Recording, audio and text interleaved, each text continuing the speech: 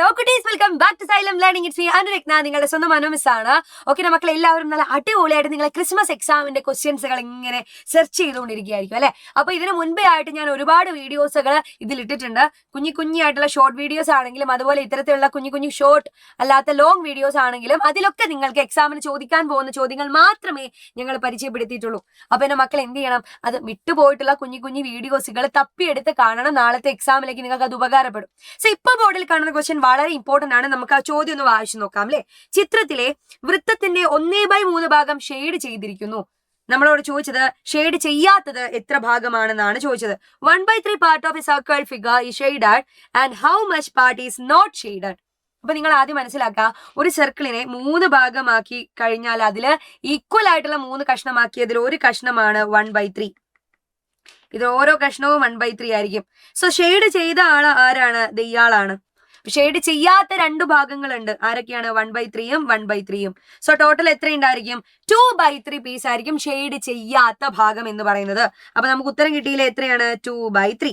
അടുത്ത ചോദ്യം, how many wires of length 1/3 metre are added together to make 1 metre.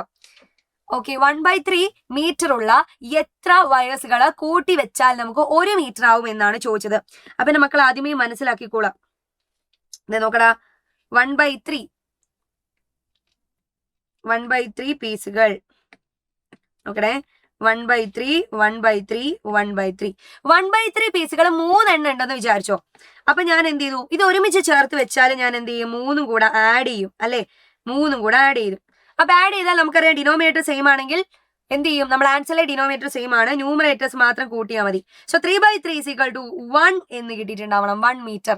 So നമ്മളോട് ചോദിച്ചത് 1/3 ഭാഗം എത്ര എണ്ണം ചേർത്ത് വെച്ചാലാണ് നിങ്ങൾക്ക് 1 മീറ്റർ കിട്ടുക. എത്ര എണ്ണം ചേർത്ത് വെക്കണം? 3 പീസ് ചേർത്ത് വെക്കണം. സോ നമുക്ക് ആൻസറിൽ കിട്ടുന്നത് എന്തായിരിക്കും? ഓപ്ഷൻ ബി, 3 മീറ്റർ ആയിരിക്കും. കിട്ടിയില്ലേ? ഇനി ഏറ്റവും ലാസ്റ്റ് നമുക്കൊരു ക്വസ്റ്റ്യൻ കൂടെ അവിടെ ചോദിക്കുന്നുണ്ട്.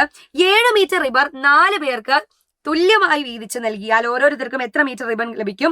ഇത് മീറ്ററും സെന്റിമീറ്ററുമായിട്ട് എഴുതുക. വെരി ഗുഡ്, നല്ല ചോദ്യമാണ്. 7 മീറ്റർ റിബൺ അത് 4 പേർക്ക് ഈക്വലി ഡിവൈഡ് ചെയ്യുന്നു. അപ്പൊ ഒരാൾക്ക് അല്ലെ, 1 പേഴ്സൺ എന്ന് പറഞ്ഞാൽ നിങ്ങൾ എങ്ങനെ ചെയ്യും? 7/4 മീറ്റർ എന്ന് എഴുതിയിട്ടുണ്ടാവും. ഇതിനെങ്ങനെ നമ്മള് മീറ്ററും സെന്റിമീറ്ററുമായിട്ട് എഴുതാം? അതിന് നിങ്ങൾ ആദ്യം എന്ത് ചെയ്യുക? 7നെ 4 കൊണ്ടൊന്ന് ഡിവൈഡ് ചെയ്ത് നോക്കുക. 7ൽ 4 ഒരു തവണ പോകും, 1 4 4 ബാക്കി 3. സോ ഇതിനെ നമ്മൾ മിക്സ്ഡ് ഫ്രാക്ഷൻ ആക്കിയിട്ട് എഴുതാൻ പഠിച്ചിട്ടുണ്ട്. എങ്ങനെ എഴുതാം? ആദ്യം ഈ ക്വസ്റ്റ്യന്റ് എഴുതാം അല്ലെ, 1. പിന്നെയോ റിമൈൻഡറിനെ ഡിവൈസർ കൊണ്ട് നമ്മൾ എന്ത് ചെയ്യണം? ഡിവൈഡ് ചെയ്തു. 3/4 മീറ്റർ. സോ 1/3/4 മീറ്റർ എന്ന് എനിക്ക് കിട്ടി. എന്ന് വെച്ചാൽ 1 മീറ്ററും 3/4 മീറ്ററുമാണ്. ഇതിനെ എനിക്ക് മീറ്ററും സെന്റിമീറ്ററുമായിട്ട് എഴുതണം. അതിനാദ്യം നിങ്ങൾ മനസ്സിലാക്കേണ്ടത് എത്ര സെന്റിമീറ്റർ ചേർന്നാലാണ് 1 മീറ്റർ? 100 സെന്റിമീറ്റർ ചേർന്നാലാണ് 1 മീറ്റർ. സോ എനിക്ക് ആകെ ഓൾറെഡി ഇവിടെ 1 മീറ്റർ കിട്ടിയിട്ടുണ്ട്. എനിക്ക് എന്ത് ചെയ്താൽ മതി? 3/4 മീറ്ററിനെ സെന്റിമീറ്ററിലേക്ക് കൺവേർട്ട് ചെയ്യണം.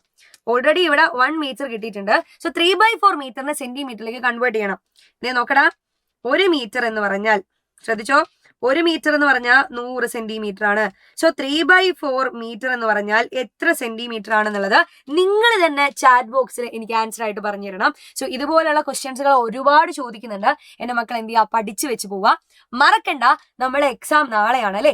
അപ്പൊ ഇന്ന് നിങ്ങൾ പഠിക്കേണ്ട എല്ലാ ചോദ്യങ്ങളുമായിട്ട് ഞാൻ വരുന്നുണ്ട്, ഒരു മാരത്തോണുമായിട്ട്, മെഗാ മാരത്തോണുമായിട്ട്. അപ്പൊ മിസ് ചെയ്യാതെ 7 മണിക്ക് മെഗാ മാരത്തോണിൽ ഉണ്ടായിരിക്കും. നമുക്ക് അടിപൊളിയായിട്ട് എന്ത് ചെയ്യാം?